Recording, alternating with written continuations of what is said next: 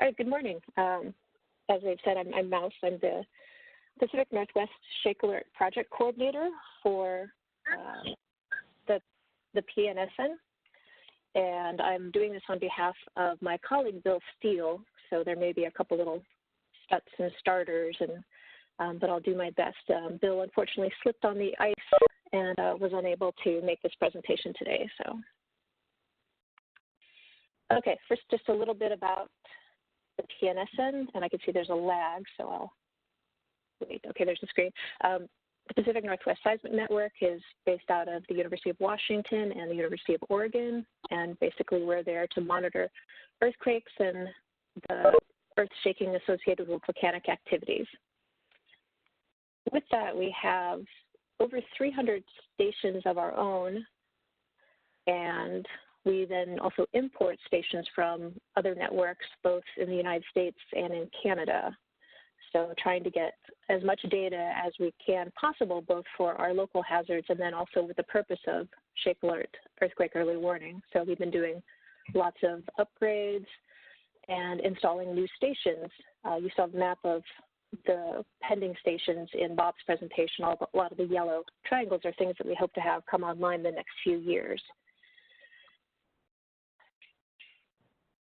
Okay, so probably you're here because you at least know we do have seismic risk here in the Pacific Northwest. These are just some headlines from the Seattle earthquakes in the 20th century. And let me make this go away.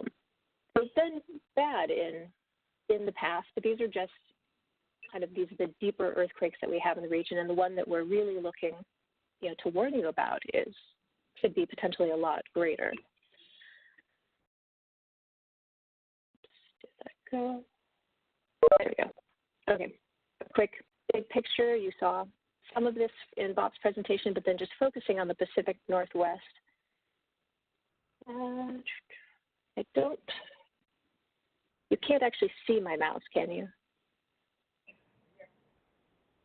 That's maybe this. Okay, great. Yes.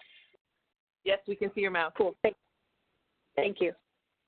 All right, Pacific Northwest, we have the Pacific Plate coming, the Juan de Fuca Plate coming in, basically causing just a whole bunch of squishing in our area of Oregon and Washington. And so that's kind of setting up some of the potential for earthquakes that we have here.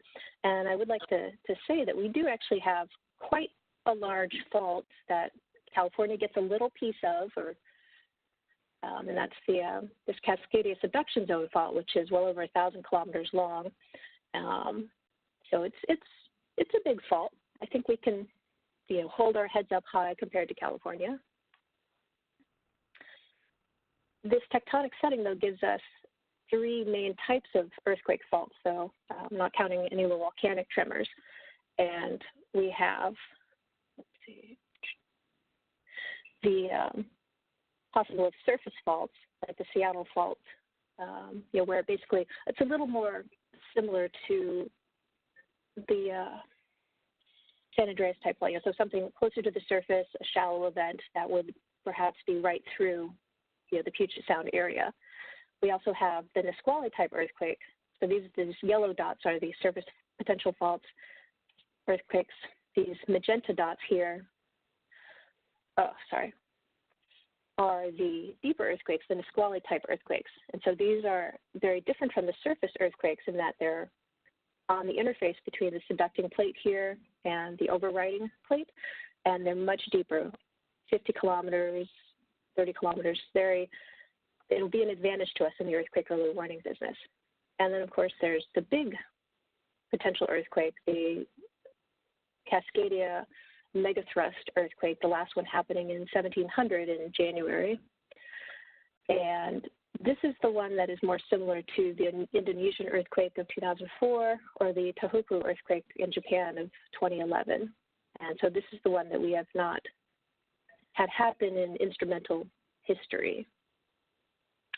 This is also the one that the New Yorker did a feature piece on a couple of years ago, where they took the charming quote of, we're planning as if everything west of I-5 will be toast, and basically just predicted that, some news organizations predicted that everything west of I-5 is just going to be gone, which thankfully won't be that bad. But these are the kind of hazards that we're trying to help give people some warning about and monitor with the seismic network and such. As far as how much worry we have to have about these, we have 50-year probabilities of statistics and 14% or 5%, but sometimes it's more useful thinking about it in more what I think of as just more normal layman person's terms, is that the Cascadia subduction zone, it happens about every couple hundred of years. It could happen. The news crews always ask, well, will it happen soon? And I'm like, well, it could happen today. It could happen 100 years from now. It will happen at some point, and we don't know precisely when. Thankfully, the Seattle fault type earthquakes, which could be much more devastating because they're on the surface, they only happen about every couple thousand of years, and so that's a positive for us.